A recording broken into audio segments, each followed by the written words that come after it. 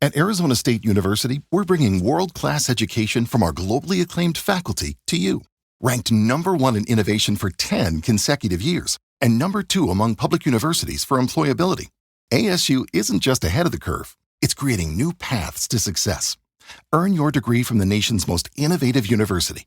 Online, that's a degree better. Explore more than 300 undergraduate, graduate, and certificate programs at asuonline.asu.edu. Las guerras de la Gran Guerra, 1912-1932. Los frentes de la guerra total.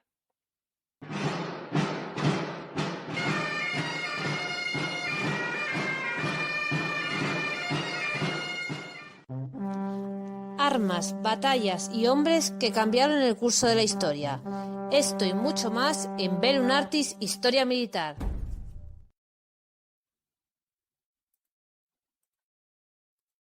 Hola a todos, bienvenidos a Bellum Artis Historia Militar. Sabéis que me gusta tanto la historia que quiero prolongar la historia más de lo debido. Es hasta 1923. Pero bueno, algunos de los conflictos que supuestamente finalizan en el 23 continúan hasta el 32, como ya veréis en este programa. Volvemos a la Primera Guerra Mundial, a la Gran Guerra. Ya estuvimos en las trincheras del frente occidental, también estuvimos en las llanuras del frente oriental y con otros amigos en distintos frentes. Y hoy vamos a hablar un poco de geopolítica. ¿Qué nos llevó a esta gran guerra? O la suma de muchas guerras que se unieron en un gran conflicto que sacudió el mundo. Comenzamos el programa con la ayuda de nuestro amigo Antonio Muñoz Lorente. Hola, Antonio, ¿qué tal? ¿Qué tal? Espera un momento que me pongo más aquí. Ahí, vamos a centrarnos. Ya que todo el mundo se escora para un lado, vamos a centrarnos.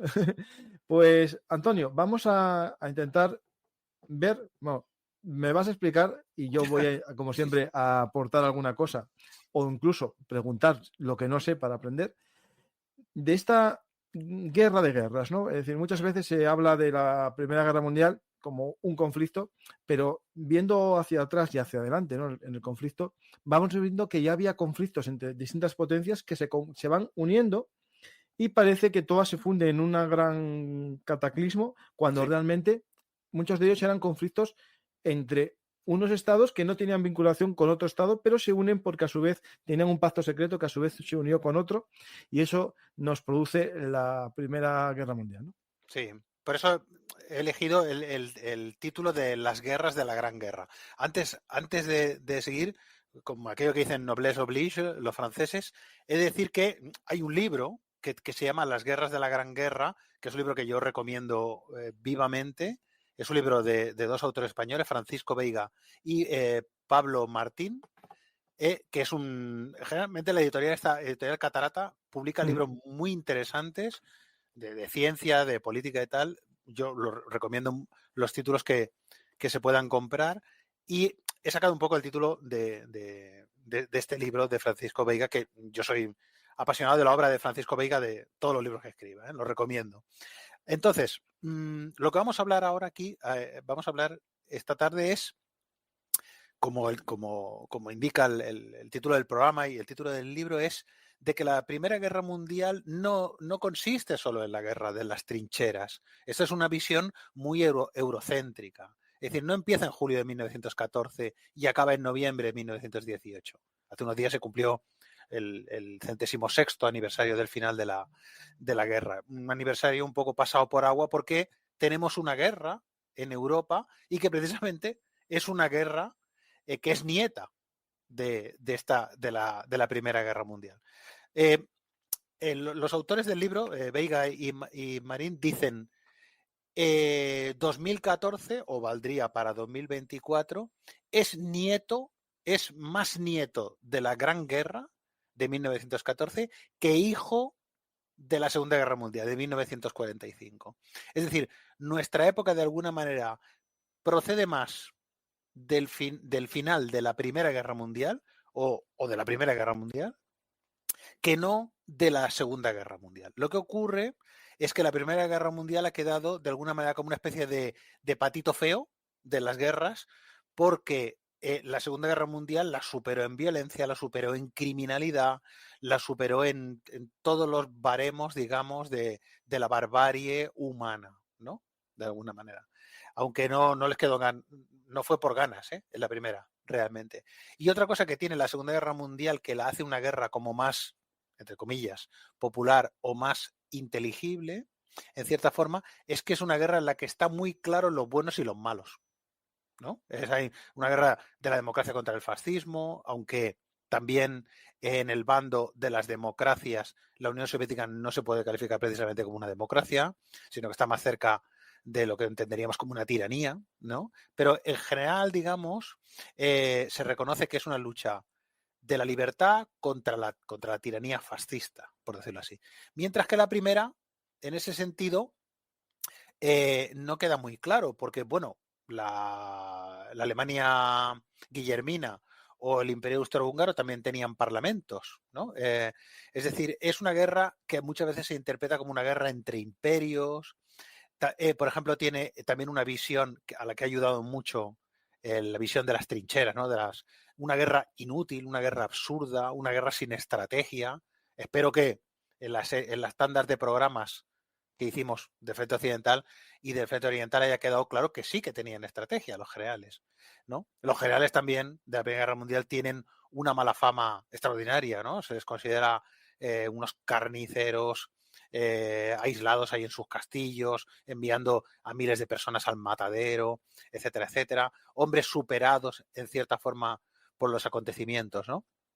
Luego volveremos a esto de que en qué medida los protagonistas de la Gran Guerra fueron realmente hombres superados por los acontecimientos. Y esto sí que es cierto, pero no solo los militares, también los políticos, ¿no? Entonces, bueno, si vemos la Primera Guerra Mundial como una guerra con este aspecto unidimensional de las trincheras, una guerra que empieza en julio de 1914 a raíz del asesinato del archiduque Francisco Fernando y acaba en noviembre de 1918 y se salda con los tratados de Versalles, etcétera, vamos ya camino de no entender nada, en cierta forma. Vamos camino de no entender nada. Vamos ahí.